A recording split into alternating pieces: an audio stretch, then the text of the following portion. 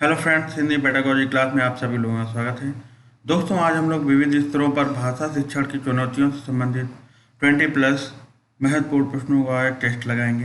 दोस्तों, मैंने और भी वीडियोस बनाए हुए हैं। आप नीचे दिए हुए आज़ाद स्टडी चैनल के इस आइकन पर जब आप क्लिक करेंगे तो वहाँ से आप प्लेलिस्ट पर जाकर सभी वीडियोस देख सकते हैं। दोस्तों, अगर अभी तक हमारे चैनल को सब्सक्राइब नहीं किया है तो चैनल को सब्सक्राइब कर लें और साथ ही साथ बेल आइकन प्रेस करना ना भूलें ताकि आगे आने वाले नोटिफिकेशन समय से आपको मिलते रहें। ठीक है दोस्तों, तो चलते हैं अपने टेस्ट पर और देखते हैं कि कितने क्वेश्चन आप लोगों से बनते हैं। क्वेश्चन नंबर फर्स्ट है, समावेशी कक्षा में भाषा शिक्षक को किस बिंदु का सबसे अधिक ध्यान रखना चाहिए? ए, सभी बच्चों को समान रूप से गृह कार्य देना चाहिए। बी, सभी बच्चों को समान गतिविधि में शामिल होने के लिए प्रोत्साहित करना। सी, सभी बच्चों से समान अपेक्षाएं रखना। डी, विभिन्न प्रकार के दृश्य श्रव्य सामग्री का उपयोग करना। दोस्तों, समावेशी कक्षा में सभी प्रकार के बच्चों को, जो भावनात्मक रूप से पिछड़े बालक होते हैं या विशेष आवश्यकता वाले बालक होते हैं, उन सभी बच्चों को सामान्य बालकों के साथ जो है शिक्षा दी जाती है। इन सभी को देखते हुए भाषा शिक्षक को सबसे अधिक जरूरी है कि सभी बच्चों को समान गतिविधि में शामिल होने के लिए प्रोत्साहित किया जाए। इसका बी नंबर दोस्तों ऑप्शन सही होगा। क्वेश्चन नंबर 2 है, भाषा सीखने का व्यवहारवादी दृष्टिकोण है, खाली स्थान पर बल देता है। ए, अनुकरण। बी, भाषा प्रयोग पर। सी, अभिव्यक्ति पर। डी, रचनात्मकता पर। दोस्तों, भाषा सीखने का जो व्यवहारवादी दृष्टिकोण है वो अनुकरण पर बल देता है। इसका ए नंबर ऑप्शन सही होगा, क्योंकि जो छोटे बच्चे होते हैं, घर में जो भी भाषा बोली जाती है उस भाषा को बच्चे अनुकरण करते हैं और उसी भाषा को अनुकरण के माध्यम से सीख जाते हैं। ठीक है दोस्तों, नेक्स्ट क्वेश्चन लेते हैं। क्वेश्चन नंबर 3 है, नजरा पढ़ते समय अनेक बार अटकती है, उसे पढ़ने में कठिनाई होती है, उसकी समस्या मुख्यतः खाली स्थान से संबंधित है। ए, पठन अरुचि से। बी, बुद्धि लब्ध से। सी, डिसलेक्सिया से। डी, डिस्ग्राफिया से। दोस्तों, पठन विकार या पढ़ने की जो अक्षमता होती है वो डिसलेक्सिया से संबंधित होती है। इसका सी नंबर ऑप्शन सही होगा। दोस्तों, डिसलेक्सिया आ जाए या एलेक्सिया आ जाए, दोनों जो है पठन विकार से संबंधित होते हैं। दोस्तों, पढ़ने में कठिनाई बच्चा इसलिए महसूस करता है क्योंकि हो सकता है कि उसमें बुद्धि में कमी हो या मानसिक रोग से ग्रसित हो या फिर ज्ञानेंद्रियों में विकार हो। और मुख्य रूप से देखा जाए तो तंत्रिका तंत्र में दोष होने के कारण बच्चे जो हैं पढ़ने में कठिनाई महसूस करते हैं और इस प्रकार से जो कठिनाई होती है उसको डिसलेक्सिया या एलेक्सिया कहा जाता है। ठीक है दोस्तों, क्वेश्चन नंबर 4 है, डिस्ग्राफिया। डिस्ग्राफिया का संबंध किससे है? ए, पठन अक्षमता से। बी, लेखन अक्षमता से। सी, गणना संबंधी अक्षमता से। डी, बोलने संबंधी अक्षमता से। तो दोस्तों, डिस्ग्राफिया जो है वो लेखन अक्षमता से संबंधित होती है। इसका बी नंबर ऑप्शन सही होगा। दोस्तों, डिस्ग्राफिया आ जाए, डिस्प्रैक्सिया आ जाए, अग्रेफिया आ जाए, ये सभी जो हैं लेखन अक्षमता से संबंधित होते हैं। दोस्तों, ये काफ़ी इंपॉर्टेंट है, ये ध्यान रखिएगा, स्क्रीनशॉट भी ले लीजिएगा। क्वेश्चन नंबर 5 है, भाषा की कक्षा को एक समावेशी कक्षा बनाने के लिए यह आवश्यक है कि ए, पाठ्यक्रम को कम कर दिया जाए। बी, भाषाई कुशलताओं का आकलन न किया जाए। सी, विभिन्न प्रकार की दृश्य श्रव्य सामग्री का उपयोग किया जाए। डी, पाठ्य पुस्तकों को पाठ कम कर दिए जाएं। दोस्तों, अगर भाषा की कक्षा को एक समावेशी कक्षा बनाना है तो उसके लिए आवश्यक है कि विभिन्न प्रकार की दृश्य श्रव्य सामग्री का उपयोग किया जाए जिससे सभी बच्चे जो हैं सक्रिय अधिगम प्राप्त कर सकें। इसका सी नंबर दोस्तों सही होगा। क्वेश्चन नंबर 6 है, उच्च प्राथमिक स्तर पर हिंदी भाषा की समावेशी कक्षा का स्वरूप निर्धारित करने में सर्वाधिक महत्वपूर्ण क्या है, ये बताना है। सर्वाधिक महत्वपूर्ण क्या है? ए, अभ्यासकार। बी, आकलन। सी, पाठ्यपुस्तक। डी, शिक्षण प्रक्रिया। दोस्तों, उच्च प्राथमिक स्तर पर हिंदी भाषा की समावेशी कक्षा का स्वरूप निर्धारित करने में सर्वाधिक जो महत्वपूर्ण है वो शिक्षण प्रक्रिया है। इसका डी नंबर ऑप्शन सही होगा, यानी शिक्षण प्रक्रिया इस प्रकार से हो कि सभी बच्चे सक्रिय रूप से अधिगम कर सकें। ठीक है दोस्तों, नेक्स्ट क्वेश्चन लेते हैं। क्वेश्चन नंबर 7 है, आपकी कक्षा में कुछ विद्यार्थी सड़क को सरक बोलते हैं, इसका संभावित कारण है, सबसे अधिक संभावित कारण क्या है? ए, सुनने में समस्या। बी, लापरवाही का होना। सी, उनकी मातृभाषा का प्रभाव। डी, उन्हें हिंदी ना आना। दोस्तों कुछ विद्यार्थी अगर सड़क को सड़क बोलते हैं तो ये जो प्रभाव है उनकी मातृभाषा का है। इसका सी नंबर ऑप्शन सही होगा। क्वेश्चन नंबर 8 है, भाषा कक्षा में समावेशी वातावरण का निर्माण करने के लिए जरूरी है। ए, बच्चों के प्रति अति उदारवादी दृष्टिकोण रखा जाए। बी, बच्चों को विविध भाषाओं को पढ़ाया जाए। सी, बच्चों को सभी आवश्यकताओं को पूर्ण किया जाए। डी, बच्चों को विविध दृश्य श्रव्य सामग्री उपलब्ध कराई जाए। दोस्तों भाषा कक्षा में समावेशी वातावरण का निर्माण करने के लिए जरूरी है कि बच्चों को विविध भाषाओं को पढ़ाया जाए। इसका बी नंबर ऑप्शन सही होगा। दोस्तों नेक्स्ट क्वेश्चन लेते हैं। क्वेश्चन नंबर 9 है, समावेशी कक्षा में बच्चों की आवश्यकताओं को पूरा करने में भाषा शिक्षक के रूप में आपकी जिम्मेदारी नहीं है। क्या जिम्मेदारी नहीं है ये बताना है। ए, विभिन्न आवश्यकताओं वाले बच्चों के लिए उपलब्ध संसाधनों की खोज करना। बी, बच्चों की भाषा संबंधी क्षमताओं की पहचान करना। सी, बच्चों को विभिन्न प्रकार के दृश्य श्रव्य सामग्री उपलब्ध कराना। डी, बच्चों का आकलन करते समय अति उदार बनना। दोस्तों अगर बच्चों का आकलन किया जा रहा है तो उस समय अगर भाषा शिक्षक अति उदार बनता है तो यह जिम्मेदारी भाषा शिक्षक की नहीं होती है। जबकि विभिन्न आवश्यकताओं वाले बच्चों के लिए संसाधनों के उपलब्धता की खोज करना, बच्चों की भाषा संबंधी क्षमताओं की पहचान करना और विभिन्न प्रकार के दृश्य श्रव्य सामग्री जो है उपलब्ध कराना, ये जिम्मेदारी होती है। ठीक है दोस्तों, तो इसका डी नंबर ऑप्शन सही होगा। क्वेश्चन नंबर 10 है, किसी समावेशी कक्षा में कौन सा कथन भाषा शिक्षण के सिद्धांतों के अनुकूल है। ए, बच्चे अपने अनुभवों के आधार पर भाषा के नियम नहीं बना पाते हैं। बी, भाषा विद्यालय में रहकर अर्जित की जाती है। सी, व्याकरण के नियमों का ज्ञान भाषा विकास की गति त्वरित करता है।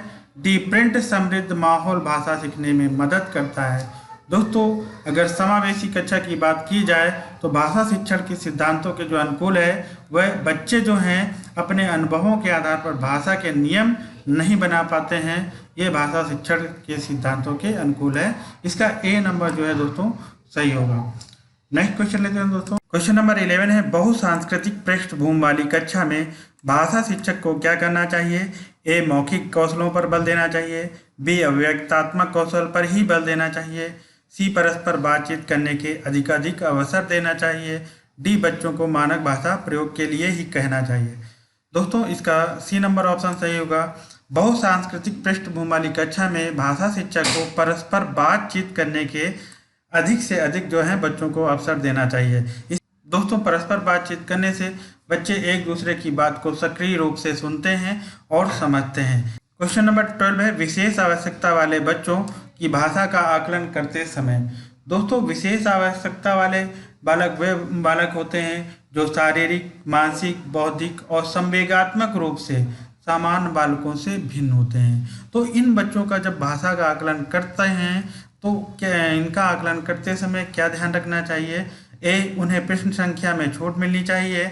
बी, उन्हें अधिक अंक देने का प्रयास करना चाहिए। सी, उनकी क्षमता और सीमाओं को ध्यान में रखना चाहिए। डी, उनके प्रति दया भाव रखनी चाहिए। दोस्तों विशेष आवश्यकता वाले बच्चों की भाषा का आकलन करते समय उनकी क्षमता और उनकी सीमाओं का ध्यान रखना चाहिए। इसका सी नंबर ऑप्शन दोस्तों सही होगा। नेक्स्ट क्वेश्चन लेते हैं। क्वेश्चन नंबर 13 है, कक्षा में मौजूद बहुभाषिकता ए, भाषा शिक्षण में बाधक है। बी, भाषा शिक्षण में एक संसाधन के रूप में प्रयुक्त हो सकती है। सी, बच्चों को लक्ष्य भाषा सीखने के लिए हतोत्साहित करती है। डी, शिक्षक के लिए एक जटिल और कठिन चुनौती है। दोस्तों कक्षा में मौजूद जो बहुभाषिकता होती है वो भाषा शिक्षण में एक संसाधन के रूप में प्रयुक्त हो सकती है। इसका बी नंबर ऑप्शन सही होगा दोस्तों। क्वेश्चन नंबर 14 है, एक बहुभाषिक कक्षा में आप किसे सबसे कम महत्व देंगे। ए, विभिन्न प्रकार का बाल साहित्य। बी, कक्षा के बहुभाषिक और बहुसात संदर्भों के प्रति संवेदनशीलता। सी, बच्चों को सिखाना कि दो भाषाओं के मध्य विद्यमान समानता व अंतर का विश्लेषण कैसे किया जाता है। डी, कक्षा में विभिन्न प्रकार की सामग्री से समृद्ध वातावरण। दोस्तों इसका सी नंबर ऑप्शन सही होगा। बच्चों को सिखाना कि दो भाषाओं के मध्य विद्यमान समानता व अंतर का विश्लेषण कैसे किया जाता है, इस पर जो है बहुभाषिक कक्षा में सबसे कम महत्व देंगे। ठीक है दोस्तों, नेक्स्ट क्वेश्चन लेते हैं। क्वेश्चन नंबर 15 है, एक से अधिक भाषाओं का प्रयोग एक कक्षाई जटिलताओं को बढ़ाता है। बी, शिक्षकों के लिए गहन समस्या है। सी, संज्ञानात्मक विकास में सहायक है। डी, किसी भी एक भाषा में निपुणता में बाधक है। दोस्तों इसका सी नंबर ऑप्शन सही होगा। संज्ञानात्मक विकास में सहायक होता है एक से अधिक भाषाओं का अगर प्रयोग किया जाता है। क्वेश्चन नंबर 16 है, दृष्टिबाधित बच्चों को भाषा लिखाते समय उन्हें कक्षा में अलग बैठाना चाहिए ताकि उन पर जो है विशेष ध्यान दिया जा सके। बी, उन्हें विभिन्न भाषिक गतिविधियों में शामिल करना चाहिए। सी, कम पाठों वाली पाठ्य पुस्तक का निर्माण किया जाना चाहिए। डी, अधिक से अधिक मौखिक भाषा का प्रयोग करना चाहिए। दोस्तों दृष्टिबाधित को भाषा लिखाते समय, यानी जो बच्चे देख नहीं सकते, उनको भाषा लिखाते समय अधिक से अधिक मौखिक भाषा का प्रयोग करना चाहिए, जो कि भाषा अधिगम में सहायक होगा। ठीक है दोस्तों, इसका डी नंबर ऑप्शन सही होगा। नेक्स्ट क्वेश्चन नंबर 17 है, भाषा सीखने में जो त्रुटियां होती हैं वे सीखने की प्रक्रिया का स्वाभाविक हिस्सा होती हैं जो समय के साथ दूर होने लगती हैं। बी, उन्हें कठोरता से लेना चाहिए। सी, उन्हें जल्दी से दूर किया जाना चाहिए। डी, वे बच्चे की त्रुटियों की ओर संकेत करती हैं। दोस्तों भाषा सीखने में जो त्रुटियां होती हैं वे सीखने की प्रक्रिया का एक स्वाभाविक हिस्सा होती हैं जो समय के साथ दूर होने लगती हैं। इसका ए नंबर ऑप्शन सही होगा। बच्चे जैसे जैसे भाषा सीखते जाते हैं और उनकी त्रुटियां जो हैं दोस्तों कम होती जाती हैं। एल.एस. वाइगोस्की के अनुसार ए, भाषा चिंतन को निर्धारित करती है। बी, भाषा एक अर्जित योग्यता है। सी, चिंतन भाषा को निर्धारित करती है। डी, भाषा एवं चिंतन एक दूसरे से स्वतंत्र रूप से विकसित होते हैं। दोस्तों एल.एस. वाइगोस्की के अनुसार भाषा एक अर्जित योग्यता है। इसका बी नंबर ऑप्शन सही होगा।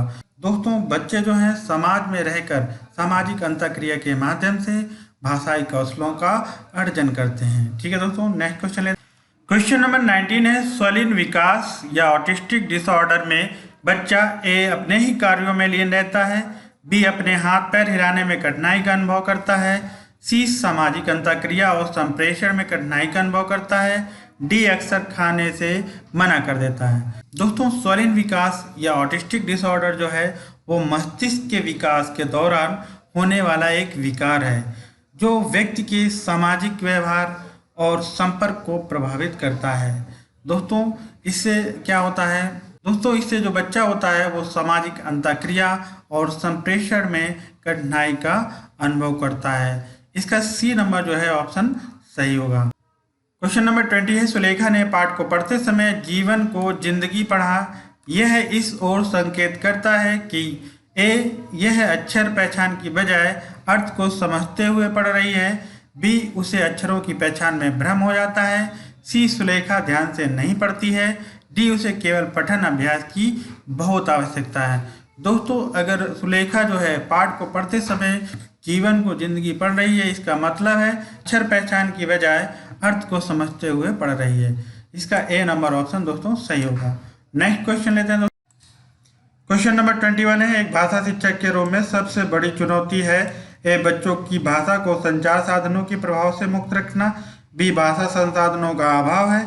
सी, बहुभाषिक कक्षा के शिक्षण के लिए उचित रणनीतियां तैयार करना। डी, बच्चों को भाषा सीखने के महत्व से परिचित कराना। दोस्तों एक भाषा शिक्षक के रूप में सबसे बड़ी चुनौती है बहुभाषिक कक्षा के शिक्षण के लिए उचित रणनीतियां तैयार करना, कि किस प्रकार से उचित रणनीतियां बनाई जाएं कि सभी बच्चों को भाषा सीखने की गतिविधि में शामिल किया जा सके। ठीक है दोस्तों, तो इसका सी नंबर ऑप्शन सही होगा। दोस्तों अगर वीडियो पसंद आया हो तो लाइक, सब्सक्राइब, शेयर करना ना भूलें। मिलते हैं नेक्स्ट वीडियो में। जय हिंद।